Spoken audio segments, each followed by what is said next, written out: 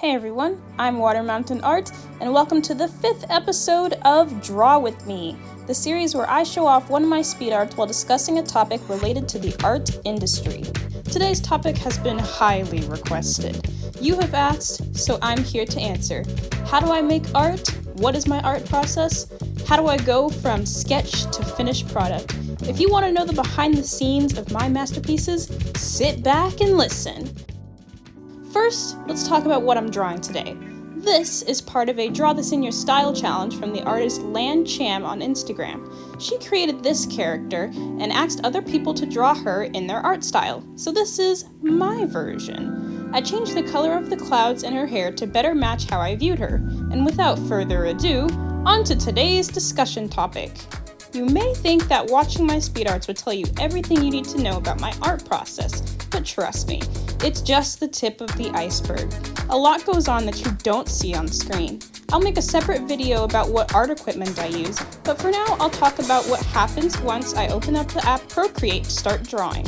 Overall, my art process consists of 5 major steps: brainstorming, sketching, flat coloring, shading/rendering, and editing.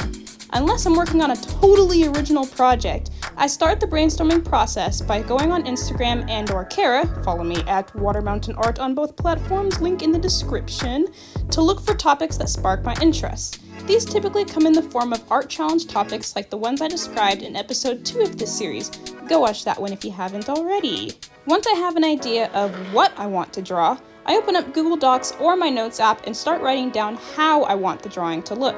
This includes the setting, the character's facial expression, their clothing, the weather if it's outdoors, where the lighting is coming from, and what the background will look like.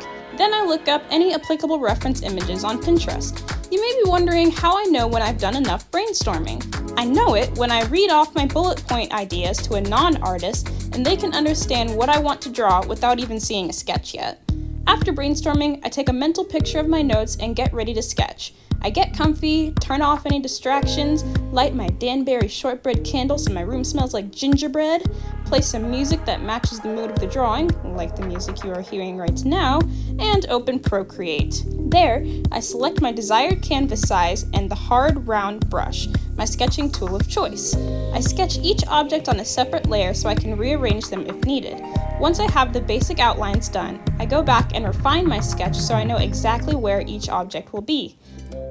When that's done, it's finally time to add some color. My most common colors are blue and purple, much like this drawing.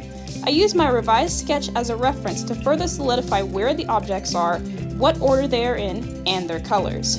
It's truly a coin toss whether I draw the background or foreground first, but to me, it's slightly easier to start with the foreground. Since I primarily do lineless art now, I use the short hair brush most often to add color, but sometimes I'll use other brushes to add texture and draw elements from nature.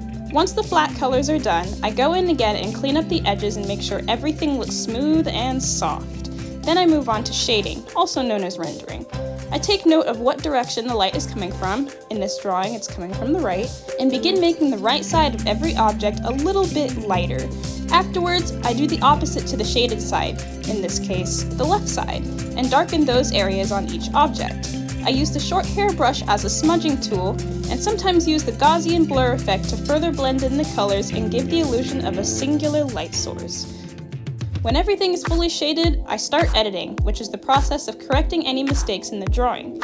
This includes erasing stray brush strokes, any other errors I see. One editing tip I use is to zoom out and squint at your artwork. If you don't see any mistakes from this perspective, then your audience most likely won't either, unless they're art directors or critics. Also, stepping away from your artwork for a few hours helps you have fresh eyes on your work and more easily spot any errors that remain when you come back. After I've edited my piece, it is complete and ready to be posted. I draft a good caption and title before hitting post on Instagram or Kara, and I make sure to tag the hosts of any art challenges I am participating in. And that is the gist of my art process. I hope you learned a thing or two that you can use in your own artwork. If so, leave a comment letting me know what you found helpful, and I will see you in the next episode. See you soon!